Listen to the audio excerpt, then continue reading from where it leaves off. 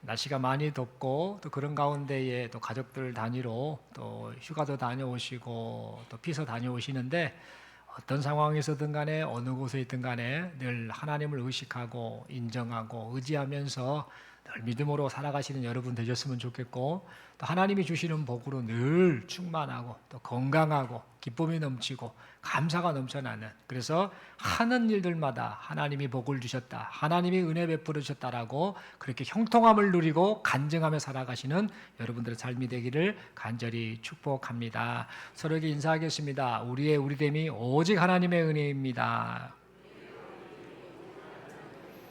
네, 감사합니다. 이 시간 저는 내 평생의 소원이라는 제목 가지고 함께 하나님 말씀 받기를 원합니다. 여러분, 며칠 전 우리는 광복절을 맞이했습니다. 광복절이 무슨 날인가 어른들은 다 아는데 요즘 어린이들은 또 그런 것들을 잘 인식하지 못하는 그런 상황인데요. 이 광복절은 우리나라가 예전에 일제치하에 있었지요. 그리고 나서 이제 광복을 하게 된 것, 해방이 된 것을 기념하는 날이 바로 광복절입니다.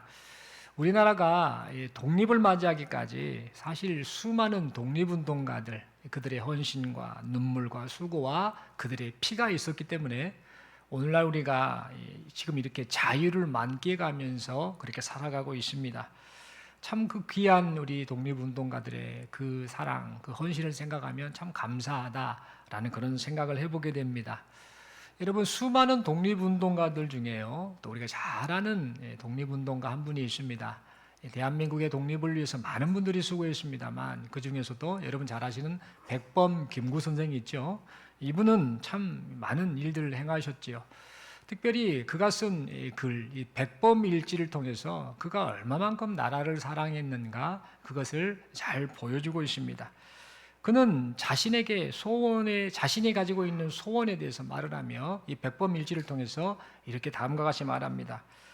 네 소원이 무엇이냐라고 하나님이 물으시면 나는 서슴지 않고 내 소원은 대한독립입니다 라고 말할 것이다. 그 다음 소원은 무엇이냐라고 또 하나님이 또 물어보시면 나는 우리나라의 독립입니다 라고 말할 것이다. 그리고 마지막으로 그러면 그 다음 소원은 무엇이냐라는 이 세 번째 물음을 하나님이 하신다라고 한다면 나는 더욱 소리를 높여서 나의 소원은 우리나라 대한의 완전한 자주 독립입니다 라고 대답할 것이다 라고 그렇게 말하였습니다. 여러분, 이처럼 김구 선생에게 있어서 최고의 소원이 뭐였는가? 그것은 바로 일제치하에 있었던 조국의 독립이었습니다.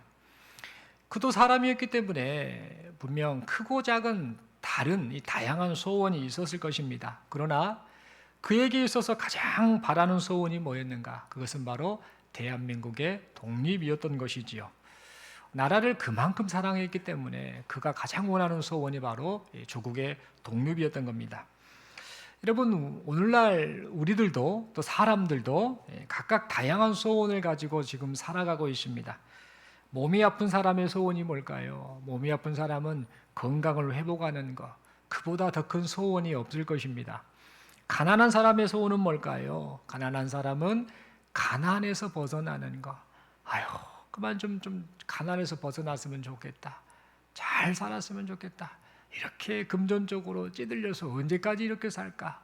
라는 그런 생각으로 가난에서 좀 벗어났으면 좋겠다라는 그런 마음으로 그런 소원을 품고 삽니다. 자녀가 없는 사람은 어떤 소원을 가질까요? 자녀가 없는 사람은 자녀를 얻는 것이 소원일 것이고, 자신의 꿈을 이루기 위해서 노력하는 사람은 자신이 목표하는 바가 이루어지는 것, 성취되는 것, 그것이 바로 그에게 있어서 가장 큰 소원일 것입니다. 또 어떤 사람은 이렇게도 말합니다. 저는 소원이 없습니다. 딱 이거밖에 없습니다. 그 소원이 뭐냐? 내 새끼, 내 자녀들 잘 되는 거. 그것보다 더 큰 소원은 없습니다.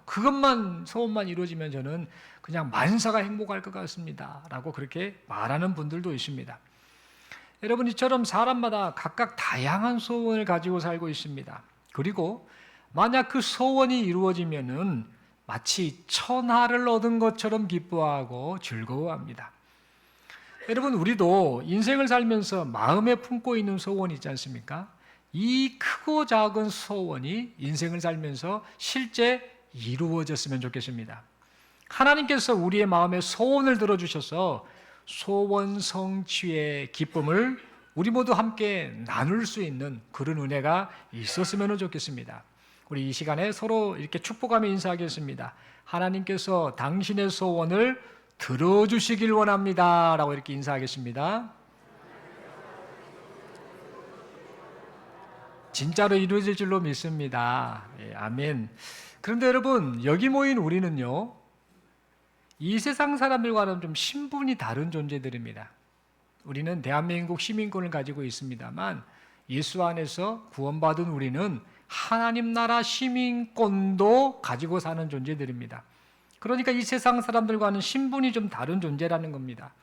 그래서 우리는 이 세상에서 살면서 세상 사람들이 품는 소원, 이런저런 소원이 있지 않습니까? 아까 말씀드린 나열한 그런 소원도 품고 살고 있지만 이보다 더 중요한 소원을 품고 살아가는 존재여야 한다는 사실입니다. 여러분, 그렇다면 이보다 더 소중한 소원이 뭘까? 구체적으로 우리는 이 세상에서 살지만 세상 사람들과 신분이 다른 존재라고 했는데, 그러면 신분이 다른 이 하나님 나라 백성인 우리가 진짜로 소중하게 여기며 그 소원을 품고 살아야 할 것이 무엇인가? 이것을 우리가 함께 좀 생각해 보았으면 좋겠습니다. 여러분, 오늘 본문의 말씀을 보면은요, 성도가 마땅히 품고 살아야 할 소원이 무엇인지를 우리에게 잘 가르쳐주고 있습니다. 오늘 본문의 말씀을 보면 아굴이라는 사람이 하나님을 향해서 자신의 소원을 지금 아뢰고 있음을 보게 됩니다. 아굴이 누구냐면요, 아굴은 여러분 잘 아시는 솔로몬 왕 있죠. 이 솔로몬 왕이 통치할 때에 당대에 많은 지혜자들이 있었습니다. 현자들, 똑똑한 사람들, 지식이 충만한 사람들이 있었는데 그 많고 많은 지혜자들 가운데에 가장 지혜가 탁월했던 사람이 바로 아굴입니다. 이 아굴이라는 사람의 이름의 뜻은요, 모으는 자, 수집하는 자라는 그런 뜻을 가지고 있습니다. 그런데 이 아굴은요, 자기 이름에 걸맞게 하나님 앞에서 늘 겸손하게 하나님에 대해서, 하나님의 뜻에 대해서 알아가기 위해서 이런저런 지혜를 모으는 마음으로 그렇게 인생을 살았습니다. 뿐만 아니라 단순히 하나님과 하나님의 뜻을 아는 것에만 만족하지 않고 하나님에 대해서 깨달은 이 하나님에 대한 이 지혜, 그 지혜대로 살아가는, 아는 것으로 끝내지 않고 아는 것이 삶 속에서 그대로 실천되어지는 지행일치의 삶을 살았던 인물이었습니다. 오늘 본문의 말씀을 보면 이제 아굴은 하나님께 두 가지 소원을 아뢰고 있습니다. 아굴은 소원을 아뢰기는 아뢰되 어쩌다 한번 하나님 이거 한번 들어주실랍니까? 라고 하며 어쩌다 한번 소원을 아뢰던 것이 아니었습니다. 오늘 본문 7절을 보면 주께 구하였사오니 라는 말이 있는데요, 이 말은 이 성경 원어 히브리어로 보면은 샤알이란 단어를 쓰고 있는데요, 이 샤알, 우리나라 말로 구하였사오니 라고 번역된 이 샤알이란 말의 본래 뜻은 뭐냐면요, 매일매일 계속해서 졸라대며 간청하다라는 그런 뜻을 가지고 있습니다. 그러니까 이 아굴은요, 어쩌다 한번 하나님 앞에 아뢰는 것이 아니라 자신의 소원을 매일매일 순간순간마다 그렇게 계속해서 아뢰면서 하나님 들어주세요, 하나님 들어주세요, 이렇게 하나님께 간청을 했던 겁니다. 그리고 이 아굴은요, 내가 죽기 전에 내게 거절하지 마옵소서, 내가 살아있을 때 꼭 들어주셔야 됩니다 라는 그런 표현을 하고 있는데, 이것을 통해 무슨 말을 하고 있는가? 하나님, 제가 두 가지 평생의 소원이 있는데 이 두 가지 평생의 소원을 반드시 들어주셨으면 좋겠습니다, 꼭 들어주셨으면 좋겠습니다 라는 그런 간절한 마음으로 이 아굴은 매일매일 순간순간마다 자신의 소원을 하나님께 아뢰었습니다. 여러분, 그렇다면 이 아굴이 매일매일 순간순간마다 하나님 들어주세요, 하나님 들어주세요 라고 이렇게 간구했던 소원, 그리고 내가 죽기 전에 꼭 들어주셔야 됩니다 라고 그렇게 갈급한 마음으로 간구했던 이 두 가지 소원이 무엇이었을까요? 여러분, 성경을 보니까 오늘 이 아굴은 두 가지를 구하는데, 첫 번째로 모든 헛된 것과 거짓말에서 벗어나게 해주세요 라고 이렇게 간구하고 있음을 보게 됩니다. 여러분, 여기서 헛된 것은 뭔가? 마치 바람을 움켜잡는 것과 같은 허탄한 것, 허무한 것, 참된 가치가 없는 것을 바로 헛된 것이다 라고 일컫고 있습니다. 다시 말해서 헛된 것은 뭔가? 삶의 참된 가치인 하나님과 관련되지 않는 모든 것, 일시적인 것, 세속적인 것, 하나님과 아무런 상관없는 것들, 그런 것들로부터 제가 좀 벗어났으면 좋겠습니다. 그런 것들에게 마음이 빼앗기지 않았으면 좋겠습니다라고 아굴은 그렇게 간구하였던 겁니다. 그리고 거짓말, 이걸 벗어나게 해주세요라고 했는데, 이 거짓말은 히브리어 원어로, 이 성경 원어로 데바르카자브라는 단어를 쓰고 있습니다. 이것은 뜻이 뭐냐? 이 거짓말은 이 속임수, 사기, 표리부동 이런 것들을 의미하는 그런 단어인데, 참됨이 없는 아주 사악하고 거짓된 것들, 그런 것들을 의미하는 단어입니다. 그러니까 다시 말해 이 말은 뭐냐면, 이 거짓말, 데바르카자브라는 이 단어의 뜻은 참 진리가 되는 하나님의 말씀에서 이탈하고 어긋난 것들을 말하는 그런 단어입니다. 그러니까 아굴이 지금 하나님께 헛된 것과 거짓말을 멀리하게 해주세요라고 간구를 했던 것은요, 이런 고백과 같습니다. 하나님, 욕심이나 허영심을 가지고 헛된 영광이나 재물, 우상 이런 것들을 좇으면서 인생을 낭비하지 않게 해주세요.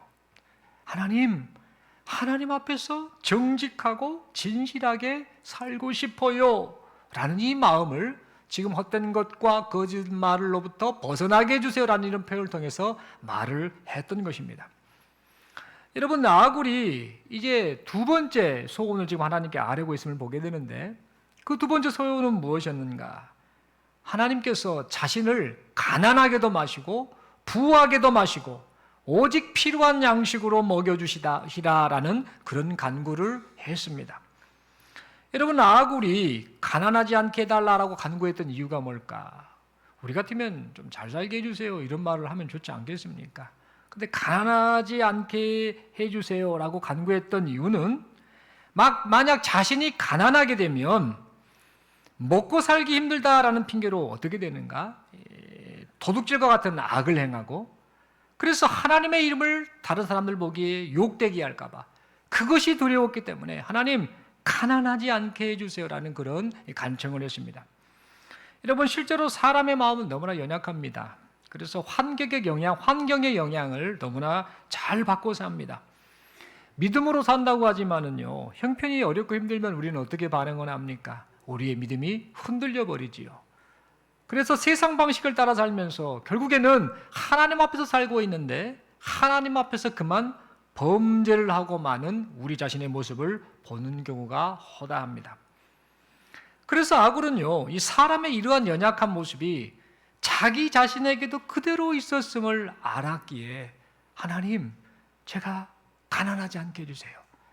그냥 못 사는 것이 싫어서가 아니라 그것 때문에 하나님을 욕되게 할까 봐 그것이 싫으니 하나님 가난하지 않게 해주세요라고 그렇게 기도했던 것입니다.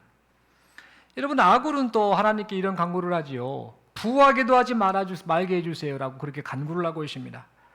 여러분, 우리 같으면 좀 잘 살게 해주세요라고 기도를 하지 않겠습니까? 그런데 이 아굴은요, 부하게도 하지 말게 해달라고 간구를 했는데, 그렇게 간구했던 이유가 뭐냐면은, 만약 자신이 부유해지면 어떻게 반응하는가? 자기가 교만해질 걸 안 겁니다. 내가 이만큼 노력했으니까, 내가 이만큼 수고했으니까, 내가 이만큼 땀을 흘렸으니까 여기까지 왔지. 그래, 내게는 돈이 있지, 내게는 권력이 있지, 내게는 인맥이 있지, 이것저것 내가 쥐고 있는 것이 많지라고 생각하면서 그렇게 교만해질 것을 알았던 이 아굴 자신은 이 부한 것 때문에 하나님을 모른다고 할까 봐 그것이 두려웠기 때문에 하나님, 부하게도 하지 말게 해주세요라고 그렇게 간구했던 겁니다. 여러분, 실제로 사람은요, 어떻습니까? 부유해지면은요, 과거의 자신이 올챙이와 같았던 것, 즉 올챙이적 시절을 금세 잊어버리는 경우가 허다합니다. 여러분, 말짱 도루묵이란 단어 아시죠? 말짱 도루묵이요, 이런 말들을 어른들은 자주 하시고 어린이들은 잘 할지 모르겠습니다. 말짱 도루묵이요, 이런 말들을 가끔씩은 하는데요. 도루묵이 뭔가요? 분위기 썰렁합니다, 갑자기. 도루묵이 물고기입니다. 물고기 이름입니다.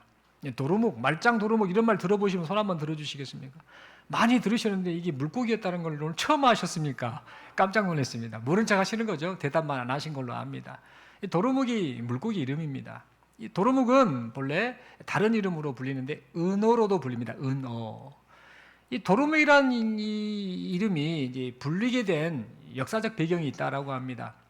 조선시대 때 선조임금 있죠. 임진왜란으로 인해서 고난을 당했던 선조임금. 이 선조임금 때 이 도루묵이라는 이름이 이제 불리게 되는 일이 있었습니다. 조선시대 선조임금이 임진왜란으로 인해서 국난으로 인해서 이제 궁궐을 떠나 피신을 가게 되었습니다. 그래서 먹을 것도 없고 급하게 도망가다 보니까 이제 먹을 것이 없고 뭐 조금 가져간다 하더라도 귀한 음식들이 없었죠. 그래서 식량이 귀하던 차에 마침 한 백성이요, 이 묵이라는 이 물고기, 이름이 묵이라고 불리는 이 물고기, 은어, 이 물고기를 작은 것을 좀 가져와서 임금께 바쳤습니다.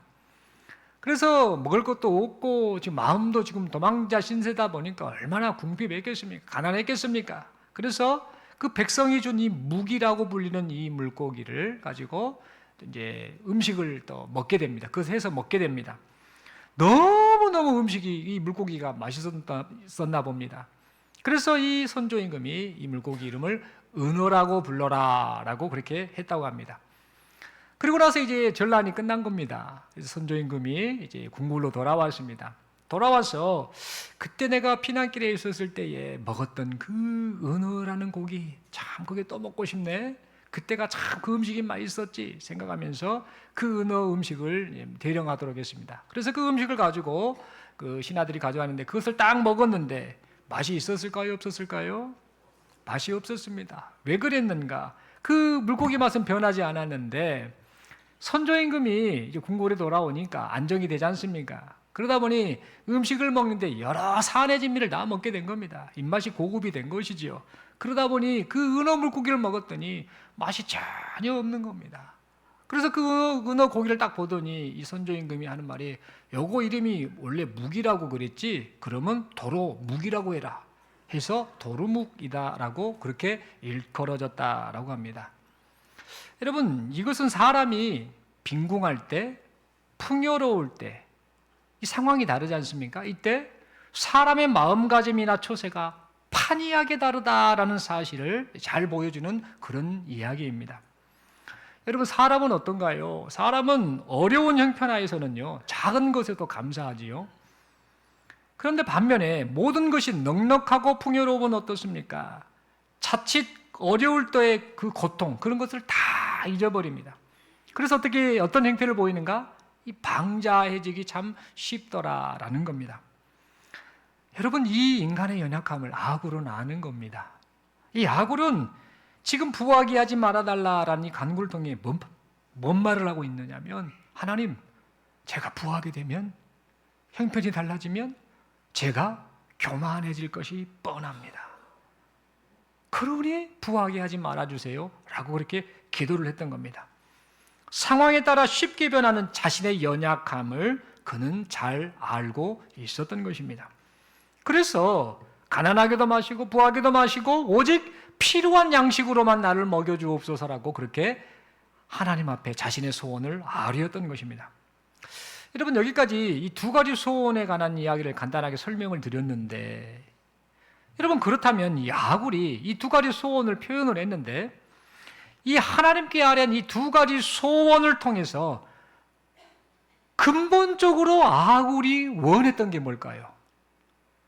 허탄한 것, 거짓말에서부터 벗어나게 하시고, 가난하게도 마시고 부하게도 마시고 그냥 그렇게 살게 해주세요 라고 이렇게 말하면서, 그 얼핏 보기에는 그런 의미가 도덕적으로도 좀 착하게 살고 바르게 살고 평범하며 자족하며 살면 좋겠어요 라는 그런 의미로 들려지는 것 같은데, 실제 아굴이 이 두 가지 소원의 기도 제목을 가지고 하나님께 아뢰면서 그가 진짜 원했던 것이 도대체 무엇이었을까요? 여러분, 그가 간구한 이 두 가지 소원을 통해서요, 그가 진짜 원했던 것은 다른 것이 아닙니다. 그것은 뭔가, 하나님, 언제나 어떤 상황에서나 하나님과 동행하는 삶을 살고 싶어요. 하나님 앞에서 바르게 살고 싶어요. 하나님과 더욱 친밀하게 살고 싶어요. 하나님만으로 만족하는 삶을 살고 싶어요. 하나님께서 기뻐하시는 삶을 살고 싶어요. 라는 그 고백으로 그 마음을 담아서 이 두 가지 소원을 하나님께 아뢰었던 것입니다. 그러니까 이 아굴은요, 오직 하나님과 연관된 인생을 살기를 바라는 것, 그것이 이 지금 본문에 나와 있는 아굴의 두 가지 소원의 핵심이었다라는 사실입니다. 여러분, 그는 이렇게 말하지요. 아무리 착하고 선한 삶을 산다 할지라도, 아무리 부유한 삶을 산다 할지라도 하나님과 관계없는 인생은 악하고 헛됩니다. 하나님과 관계없는 인생은 허무합니다. 하나님과 관계없는 인생은 불쌍합니다. 그러니 하나님, 일평생 하나님 앞에서 하나님을 의식하고 하나님을 인정하고 하나님을 의지하며 살게 해주세요. 제 인생을 정말 그렇게 살았으면 좋겠어요 라는 그런 소원을 지금 이 고백을 통해 하였던 것입니다. 여러분, 아굴은 인생을 살면서요, 온통 관심이 어디에 있었는가? 하나님께만 집중되어 있었습니다. 환경이 아니고 이것저것이 아니고 그의 인생을 또 다른 사람들과 똑같은 인생을 살았지만 그의 모든 관심은 하나님께만 집중되어 있었던 것입니다. 사랑하는 성도 여러분, 그렇다면 지금 우리의 모습은 어떠한가? 이 말씀에 비추어서 우리 자신을 좀 돌아보면 좋겠습니다. 여러분, 우리는 인생을 살면서요, 무엇을 가장 바라고 무엇을 가장 원하며 지금 살아가고 있습니까? 혹시 건강하게 살고 부유하게 살고 행복하게 살고 걱정 없이 살고 인정받고 사는 것만이 혹시 우리의 소원이 되고 있지는 않습니까? 여러분, 여러 첩첩들을 거느리고 사는 헬라의 그 도시국가의 어느 왕이, 이 그리스에는 여러 그 섬들이 많고 그 지역에 여러 도시국가가 있었지 않습니까? 그 중에 어느 나라의 한 왕이요, 여러 처첩, 아내와 첩을 거느리고 있었던 왕이 어느 날 자기의 부인과 첩들을 다 불러 모았다고 합니다. 어마어마한 그 부인과 첩을 불러 모아서, 당신들이 나를 사랑하니까 너무나 좋구만. 이제 이 나라의 주권만 빼고 당신들이 원하는 거 있으면 내가 다 주겠다. 뭐든지 말해봐라 라고 그렇게 말을 했다고 합니다. 그러자 그 왕의 부인과 첩들이 여러 명 있지 않습니까? 그들이 서로 보석을 짚고 집을 달라고 그러고 이런저런 좋은 것들을 막 서로 갖겠다고 야단법석을 들었다고 합니다. 그런데 그 많은 그 처첩 가운데에 어떤 한 여자가, 그 아내 한 명이 가만히 있더라는 겁니다.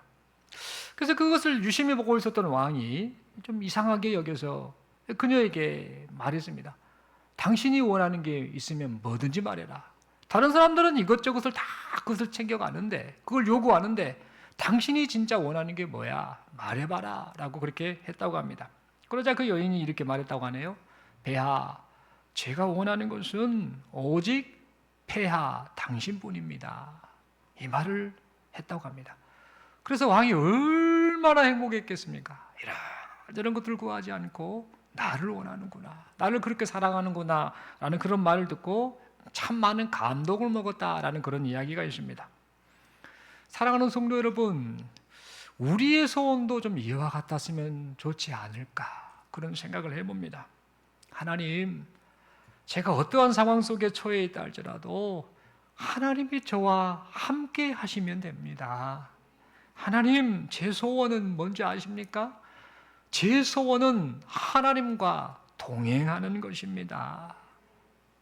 여러분, 이러한 이 마음을 품고 사는 것, 이것이 우리 일평생의 소원이 되었으면 좋겠습니다. 여러분, 그렇다면 역으로 다시 한번 이 점도 생각했으면 합니다. 이런 인생을 살아가고 있는 우리를 보시는 하나님의 소원이 뭘까? 하나님이 우리를 보시면서 우리를 향한 하나님의 소원이 뭘까? 이 점을 좀 동시에 함께 좀 생각해 보았으면 좋겠습니다. 내 평생의 소원은 이것이고 이것이고 이것이고라고 말은 하는데 하나님 앞에서 살고 있는 우리 입장에서 우리가 하나님을 바라볼 때 하나님이 우리를 보시는 소원이 뭘까? 그것을 좀 동시에 좀 생각해 보았으면 좋겠다라는 겁니다. 여러분, 미국에 어떤 어린 아이가 아들이 있었는데 이 아들과 아버지와 또 아내가 행복하게 삶을 살았다고 합니다. 그런데 이 미국의 어린 아들이 아빠에게 어느 날 물었습니다. 아빠가 일을 열심히 해가지고 늦게 들어오니까 어느 날 이 아들이 아빠에게 묻습니다. 아빠, 1시간에 얼마나 벌어요? 그랬더니 아빠가 황당하지요. 어린애가 물어보니까 왜 그런 걸 묻냐? 그러니까 이제 아들이 하는 말이 그냥 알고 싶어서요 라고 하면서 속에 깊은 말은 하지 않고 그렇게 대답을 했습니다. 그래서 아빠가 그래? 그럼 네가 정말로 알고 싶으면 아빠가 말해줄게. 아빠는 1시간에 37달러를 벌어 라고 이렇게 말을 했다고 합니다.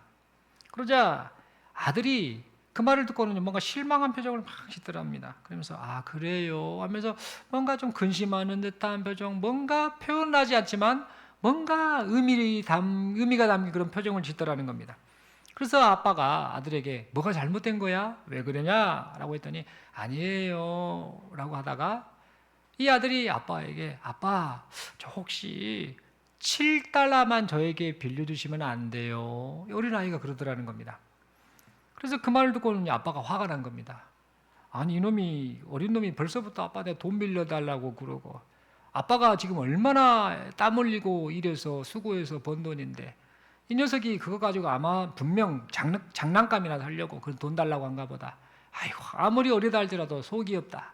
이렇게 생각하고는 아들에게 너 그렇게 말하는 거 아빠 참 기분 안 좋다 라고 하면서 너 그만 이야기하고 네 방에 가서 얼른 자 라고 이렇게 꾸짖듯 말하면서 들여보냈다고 합니다. 그러자 그 아들이 풀이 죽어버린 것이죠. 그래서 자기 방으로 그냥 들어갔습니다. 하지만 아빠는요, 그 아들의 그 말이 좀 막 불편하기도 하고 해서 화가 좀 덜 가셨다가 한 10여 분 후가 지난 이후에 가만히 좀 이제 감정을 진정시키고 생각을 하게 됐답니다. 우리 아들 저놈아가 평상시에는 아빠한테 돈 달라는 말도 안 하는 애인데 지금 진지한 표정으로 아빠한테 7달러씩이나 달라는 거 보니까 제가 진짜 뭔가 필요한 것이 있었나 보다라고 생각하고는 아들 방으로 향했다고 합니다. 그리고 아들에게 말합니다. 아들아, 아빠가 아까는 조금 과민 반응했다. 미안하다. 라고 사과를 하면서 아들에게 아들이 요구한 7달러를 건네줬다고 합니다. 그러자 아들이 활짝 웃더니 아빠를 확 끌어안으면서 아빠 감사해요 라고 기뻐하고는 그리고 나서는 자기 방의 그 침대 베개 밑으로 손을 쑥 집어넣었더니 거기에서 지폐 뭉치를 확 꺼내더라는 겁니다. 돈을 확 꺼내더라는 겁니다. 그래서 아빠는 속으로 말하기를 이 녀석이 돈이 있으면서 나한테 7달러를 또 달라고 했구만 이라고 하면서 막 화가 또 나려고 했다고 합니다. 그러자 어린 아들이 아빠에게 말합니다. 아빠, 제가 사실은요 지금까지 30달러를 모았어요. 근데 7달러가 부족했어요.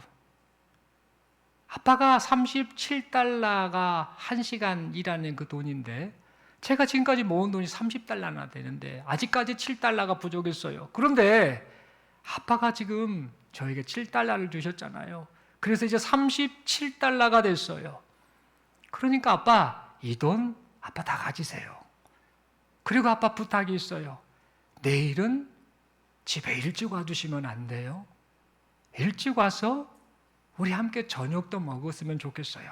아빠, 저랑 37달러 받으셨으니 1시간만 저랑 함께 놀아주세요. 이게 제 소원이에요 라는 그런 말을 했다고 합니다. 아들은 일에 바쁜 아빠와 시간을 함께하기 위해서요 그 긴 시간 동안 계속 돈을 모은 겁니다. 아빠가 돈 벌기 위해서 너무나 바쁘다 보니까 함께하지 못한 그것 때문에 돈을 마련하면 아빠 1시간이라도 아빠랑 함께할 수 있지는 않을까, 그 어린 심정에 그렇게 고민하면서 그렇게 돈을 그렇게 모았었다라는 겁니다. 그래서 아빠는 이 어린 아들의 말을 듣고요 아무 말도 할 수 없었습니다. 뭐에 탁 한 대 맞은 것처럼 충격을 받은 것이죠. 그리고는 아들을 향해 이 두 팔로 감싸 안고 용서를 구했다고 합니다.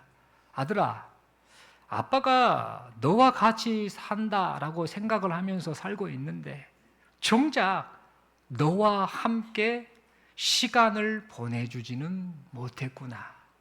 아들아, 정말 미안하다라는 이런 말을 하였다고 합니다. 여러분, 아버지와 아들의 이 간단한 어떤 얽힌 이야기인데요. 여러분, 어찌 보면 어린 아들의 이 소원, 아빠와 함께하고 싶어하는 이 소원이 혹시 하나님 아버지가 우리를 향하신 그 소원이 아닐까? 나 너와 함께하고 싶어. 나 너와 교제하고 싶어. 나 너랑 함께 있는 게 행복하다.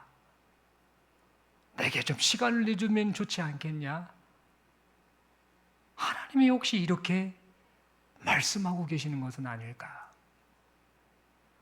이렇게 함께하기를 원하시는데, 하나님께서는 이렇게 우리와 함께 교제하기를 원하시는데, 혹시 지금 우리가 나는 예수님을 믿었어, 나는 하나님의 자녀가 되었어 라고 그렇게 말하고 살고 있다고 하면서 이런저런 일에 마음이 빼앗겨서 하나님을 잊고 살고 있지는 않는지, 하나님과의 교제의 시간에는 관심을 두고 살고 있지는 않는지, 그러면서도 하나님은 지금 나와 함께 하셔, 나는 하나님과 친해 라고 그렇게 생각만 한 채 하나님과의 관계가 소원해져 버렸지는 않았는지 우리 자신을 좀 돌아보아야겠습니다. 여러분, 신앙생활이 뭘까? 평생 살면서 이 질문을 하게 되는 것 같습니다. 여러분, 신앙생활이 뭘까? 지금 평생 신앙생활 해왔는데, 지금 하고 있고 앞으로도 할 것인데, 많은 사람들이 신앙생활을 하고 있고 나도 역시 하고 있다라고 하고 있는데, 신앙생활이 뭘까? 이 질문을 한번 우리가 좀 해보았으면 좋겠습니다. 여러분은 신앙생활이 무엇이다라고 생각을 하고 계십니까? 여러분, 오늘 본문의 아굴의 이야기죠. 아굴의 고백인데, 이 아굴은 말씀을 드렸던 것처럼 당대 최고의 지혜자였습니다. 그는 하나님을 아는 지식이 탁월했습니다. 그러나 중요한 특징이 있습니다. 하나님에 대해 아는 지식이 그저 지식에만 그치지 않았다라는 사실입니다. 하나님을 아는 지식이 하나님을 찾고 구하는 갈망으로까지 이어졌다라는 사실입니다. 여러분, 이처럼 성경을 통해 알게 된 하나님, 이 하나님을 삶 속에서 의식하고 인정하고 의지하면서 그 하나님과 동행하며 살아가는 것, 그냥 삶 자체에서 하나님을 늘 인정하며 그분과 교제하며 동행하며 살아가는 것, 그것이 바로 신앙생활이 아니겠습니까? 여러분, 그리고 우리를 향한 하나님의 소원이 뭘까? 바로 우리가 하나님과 동행하며 살아가는 것, 그것이 바로 우리를 향한 하나님의 가장 큰 소원이 아니겠는가? 그런 생각을 해보게 됩니다. 사랑하는 성도 여러분, 그러므로 이 말씀을 통해서 정말 하나님이 정말 기뻐하시는 소원을 품고 살았으면 좋겠습니다. 그게 뭐냐? 하나님, 저 하나님 떠나서는 살 수 없어요. 하나님과 함께하고 싶어요. 하나님만 바라봅니다. 하나님만 갈망합니다. 하나님만 의지합니다. 하나님과 동행하며 살기 원합니다. 이렇게 고백하며 살아가시는 여기 모인 우리 모두가 될 수 있기를 바랍니다. 하나님과 더 가까이 동행하는 삶, 이것이 바로 우리가 바라는 최고의 소원이 될 수 있기를 간절히 소망합니다. 그리하여서 하나님과 동행하는 삶을 통해서 우리를 향한 하나님의 소원을 이루어드리는 여기 모인 우리 모두가 될 수 있길 바랍니다.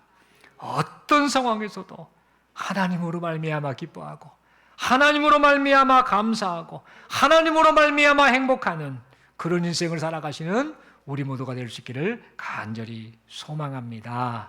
우리 서로에게 이렇게 축복하며 묻겠습니다. 당신의 평생의 소원은 무엇입니까? 그러면 또 말을 못하고 속으로 돈이요 이렇게 하시면 안 됩니다. 이 설교 들었으면 조금 가치관을 바꿔주십시오. 사실 하나님 안에 다 있습니다. 그렇죠? 우리는 이 인생을 살며 걸을 때에 사람이 중요하지 사람을 따라다니는 그림자가 중요한 것이 아닙니다. 그렇죠? 그런데 우리는 계속 그림자에 온통 시선이 쏠려 있습니다. 누군가가 저를 만나고 싶으면 저를 만나서 저에게 찾아오면 되는데 그림자를 쫓아가봤자 아무 의미가 없는 겁니다. 그런데 나는 박영수 씨를 만났어 라고 하는데 그림자 보고 악수하고 만나는 그건 허무한 짓 아닙니까? 우리가 그러고 살고 있을 수 있습니다. 하나님 안에 다 있는데 하나님이면 되는데 우리는 하나님이 아닌 다른 것들을 추구하면서 마치 하나님과 친한 것처럼 착각하며 살 때가 많다는 겁니다. 이 점을 생각하면서 내 평생의 소원이 무엇인가 다시 한번 이 말씀을 통해 생각하고 돌아보면서 하나님이 정말 기뻐하시는 이 평생의 소원을 품고 살아가시는 우리 모두가 될 수 있기를 간절히 소망합니다. 다시 한번 서로에게 인사하겠습니다. 하나님은 당신과 교제하기를 원하십니다. 그리고 서로에게 딱 손을 내미시고 이렇게 하겠습니다.